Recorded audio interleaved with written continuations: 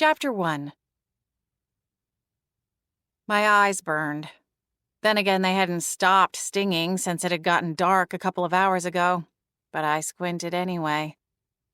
Coming up ahead, on the very, very edge of my car's headlights, there was a sign. I took a deep, deep breath in and let it right back out. Welcome to Pagosa Springs, world's deepest hot springs. Then I read it again, just to make sure I hadn't imagined it. I was here. Finally. It had only taken an eternity. Okay, an eternity that fit into a 2-month period.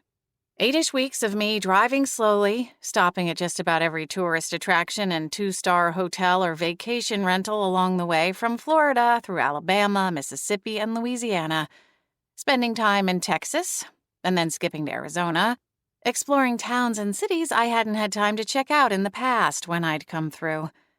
Even visiting an old friend and his family, too. I went to Vegas while I was at it because it was somewhere else I had been to at least 10 times but had never truly gotten to see. I spent almost 3 weeks in Utah. Last but not least, I took a week to check out New Mexico before circling back up toward the mountains. To Colorado, my final destination, I hoped. And now I'd made it. Or just about made it. Letting my shoulders sink down, I pushed them back against the seat and relaxed a little.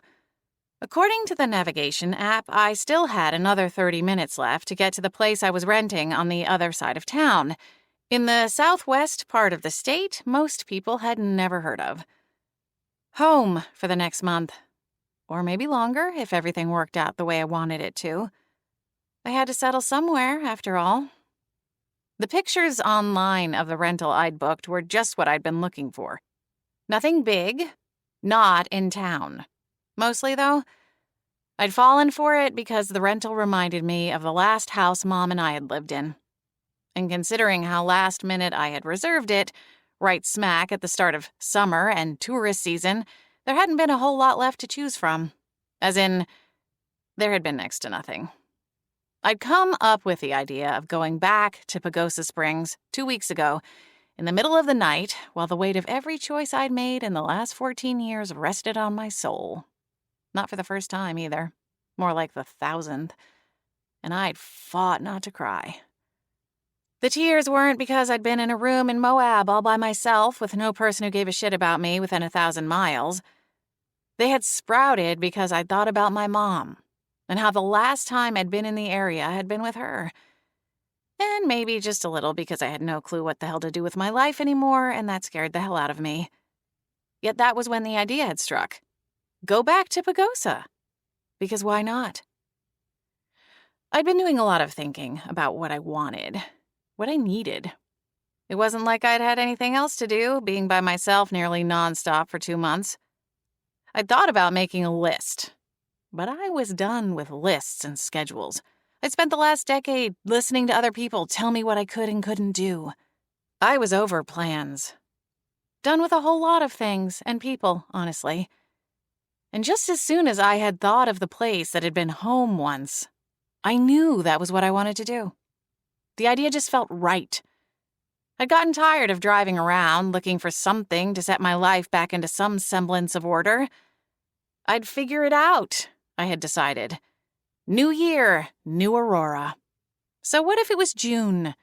Who said your new year had to start on January 1st? Am I right? Mine had officially started with a lot of tears on a Wednesday afternoon about a year ago.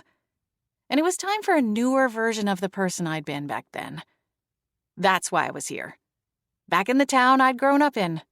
20 years later.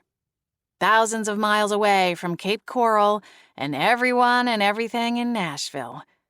Free to do whatever I wanted to do for the first time in a long, long time. I could be whoever I wanted to be. Better late than never, right?